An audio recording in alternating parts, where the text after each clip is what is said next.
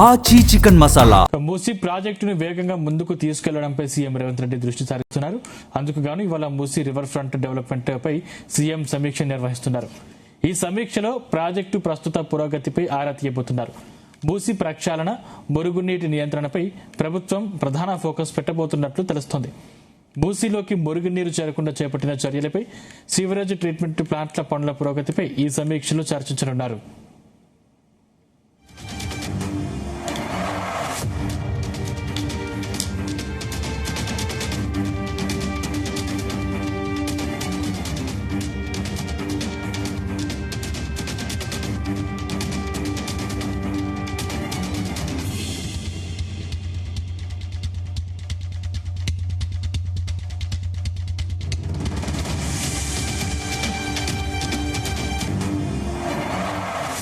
వాటితో పాటు మూసీ పరివాహిక ప్రాంతంలో భూసేకరణ, నిర్వాసితుల అంశాలపై చర్చించి ప్రాజెక్టు అమల్లో ఉన్న అడ్డంకులు, సమస్యల పరిష్కారంపై ఫోకస్ పెట్టనున్నారు. నిధులు, పనుల ప్రగతి, భవిష్యత్తు కార్యాచరణపై అధికారుల నుంచి సీఎం వివరాలు సేకరించనున్నారు.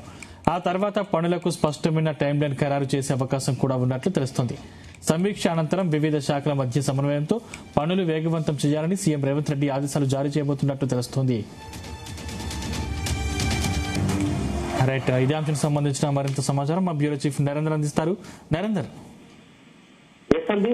మరి కాసేపట్లో ఎంసీహెచ్ఆర్డీలో కీలక సమావేశం మూసీ అంశం మీద జరగబోతుంది. ముఖ్యమంత్రి రేవంత్ రెడ్డి అధ్యక్షతన జరిగేటువంటి ఈ కీలకమైనటువంటి రివ్యూలో అధికారులందరూ కూడా పాల్గొంటారు.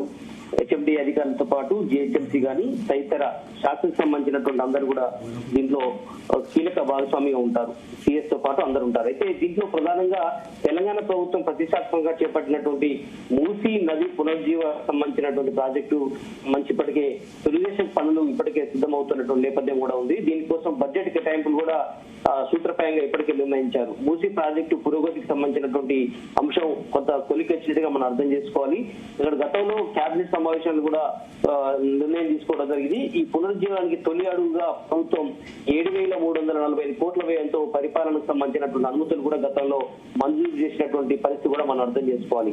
అదే సమయంలో భూసేకరణ మరియు కేటాయింపులకు సంబంధించినటువంటి అంశంలో ఈ ప్రాజెక్టు ఏదైతే మూసీ ప్రాజెక్టు సంబంధించిందో ఇప్పటికే కేంద్ర ప్రభుత్వం నుంచి కానీ అన్ని రకాల అనుమతుల కోసం ప్లాన్ చేసింది. ఈ కార్పొరేషన్ లో అవసరమైనటువంటి భూముల బదలాయింపు ప్రక్రియ సంబంధించి కూడా కొనసాగినటువంటి పరిస్థితి. గతంలో ల్యాండ్ అక్విజిషన్ గానీ అక్కడ ఉన్నటువంటి ఇళ్లకు సంబంధించినటువంటి నిర్వాసితులకు సంబంధించి కూడా అభ్యంతరాలు, దరఖాస్తులు, వాళ్ళకు ఎవరైనా నష్టపోయినటువంటి వాళ్ళు ఉంటే వాళ్ళకు ప్రత్యామ్నాయంగా వేరే చోట్ల కట్టించే ఇళ్ల విషయంలో కూడా ఇందిరమ్మ ఇళ్లకు సంబంధించిన కార్యాచరణ సిద్ధం చేశారు. ఇప్పటికే సీఎం రేవంత్ రెడ్డి ఈ ప్రాజెక్టు పురోగతిపై కూడా నిరంతరం పర్యవేక్షిస్తున్నటువంటి నేపథ్యం కూడా ఉంది. గతంలో విదేశాలకు వెళ్ళినట్టు కూడా పెట్టుబడులు ఆకర్షించేందుకు పెద్ద ఎత్తున ఇక్కడ టూరిజాన్ని డెవలప్ చేయాలనేటువంటి లక్ష్యంతో ప్లాన్ చేయడం జరుగుతుంది. అందుకే ఈ అంశం మీద ప్రధానంగా ఈ రోజు చర్చ జరిగే అవకాశం ఉంటుంది. అది కేవలం సుందరీకరణ ఒకటే కాదు, అది ఒక టూరిజం హబ్ గా పెద్ద ఎత్తున అక్కడికి వచ్చి దాని వ్యాపార సముదాయంగా మార్చుకునే అవకాశం ఉంటుంది. మంచినీటిని ఆ రూట్ నుంచి చేయడం ద్వారా ఖచ్చితంగా దిగువన ఉన్నటువంటి నల్గొండ జిల్లా, ఉమ్మడి నల్గొండ జిల్లా కూడా సాగునీరు కూడా ఉపయోగపడేటువంటి పరిస్థితిలోకి వెళ్తుంది అన్నట్టుగా రాష్ట్ర ప్రభుత్వం భావిస్తుంది. అందుకనే చాలా ప్రతిష్టాత్మకంగా ఈ ప్రాజెక్టు తీసుకుంది. అదేవిధంగా మనం అర్థం చేసుకుని ఫస్ట్ ఫేజ్ లో గాంధీ సరోవర్ సంబంధించినటువంటి అంశం కూడా అందులో ఉంది. మొదట దాన్ని చేస్తారు, దాని తర్వాత కంటిన్యూగా ఈ కార్యక్రమం ముందుకు వెళ్లే అవకాశం ఉంటుంది. అందుకనే ఈ రోజు ఈ సమీక్షలో ఇందుకు సంబంధించినటువంటి అన్ని అనుమతులకు సంబంధించినటువంటి దాంట్లో ముందుకు వెళ్ళాలి అన్నట్టు ఆలోచన చేస్తున్నారు.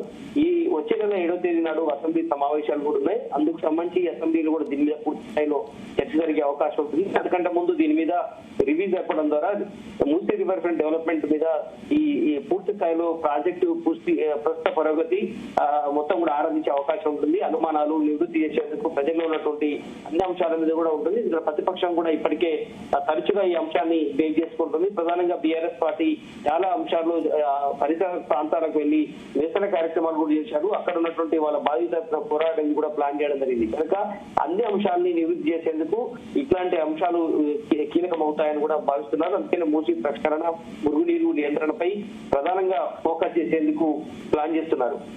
ముఖ్యంగా దీంట్లో సివరేజ్ ట్రీట్మెంట్ ప్లాంట్ కు సంబంధించినటువంటి అంశం మీద కూడా ప్రధానంగా చర్యలు తీసుకోబోతున్నారు. మూసీ పరివాహక ప్రాంతాల్లో భూసేకరణతో పాటు నిర్వాసితుల అంశాల మీద కూడా ప్రధానంగా దీంట్లో చర్చ జరుగుతుంది. నిధులు, పనుల పురోగతి, భవిష్యత్ కార్యాచరణ, అన్ని అంశాల మీద కూడా అధికారులు సీఎం కు వివరిస్తారు. దాన్ని క్రోడీకరించుకొని స్పష్టమైనటువంటి ఒక సైడ్ లైన్ ని ముందుకు వెళ్తారు. ఎందుకంటే దాదాపు 2.5 సంవత్సరాలు ఈ రాష్ట్ర ప్రభుత్వం కాంగ్రెస్ పార్టీ అధికారంలోకి వచ్చి ఉంది. 30 నెలలు దాటినటువంటి నేపథ్యంలో వచ్చేటువంటి ఈ 2 సంవత్సరాలు చాలా కీలకంగా ఈ ప్రభుత్వానికి ఉన్నాయి. ఎందుకంటే ఫ్యూచర్ సిటీ కానీ, మూసీ రివర్ ఫ్రంట్ కావచ్చు, అదేవిధంగా స్కూల్స్ కావచ్చు, యంగ్ ఇండియా స్కూల్స్ కావచ్చు, ఇట్లాంటివన్నీ కూడా ఈ కాంగ్రెస్ ప్రభుత్వం చాలా ఛాలెంజింగ్ గా తీసుకుంది. అందుకనే మూసీ రివర్ ప్రాజెక్ట్ ద్వారా ఖచ్చితంగా హైదరాబాద్ కు ఒక మణిహారంగా ఉండబోతోంది అనేది కూడా ప్లాన్ చేస్తుంది. వాటర్ సంబంధించినటువంటి దాంట్లో కూడా ఇప్పటికీ అలొకేషన్ దీనికి చేయాలనేటువంటి ఆలోచన ఉన్నది. అందుకనే ఓవరాల్ గా దీని మీదనే ప్రధానమైనటువంటి ఫోకస్ పెట్టు నిర్దిష్టంగా ఎక్కడి నుంచి ఎక్కడికి ఎంత టైంలో పూర్తి చేయాలి, ఎవరైతే బాధితులు ఉన్నారో వాళ్ళకి ఏం చేయాలనుకున్నాము, అదే సమయంలో పూర్తి స్థాయిలో కార్యాచరణ అనేది ఏర్పాటు చేసుకోవాలి అనేటువంటి ఆలోచన మీద ఈ రోజు సమీక్ష జరుపుతున్నారు. ఈ సమీక్ష అనంతరం వివిధ శాఖల మధ్య సమన్వయం చేసుకొని ముందుకు వెళ్లాలనేటువంటి ఆలోచనతో అయితే వెళ్తున్నటువంటి నేపథ్యం అయితే కనిపిస్తుంది.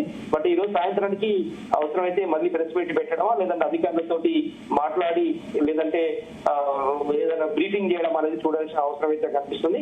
బట్ ఇది చాలా రోజుల తర్వాత, ఎందుకంటే విదేశాల నుంచి లండన్ నుంచి వెళ్ళిన తర్వాత అమెరికా టూర్ క్యాన్సిల్ అయిన తర్వాత లండన్ పర్యటన తర్వాత ఈ కీలకమైనటువంటి సమావేశం జరగబోతున్న నేపథ్యంలో దీని మీద సుందరీకరణ అంశం కానీ, మూసీ రివర్ ఫ్రంట్ కి సంబంధించినటువంటి పురోగతి మీద కానీ ఓవరాల్ గా సాయంత్రానికి మనకు అప్డేట్ చేసే అవకాశం ఉంటుంది. Right, thank you Narender.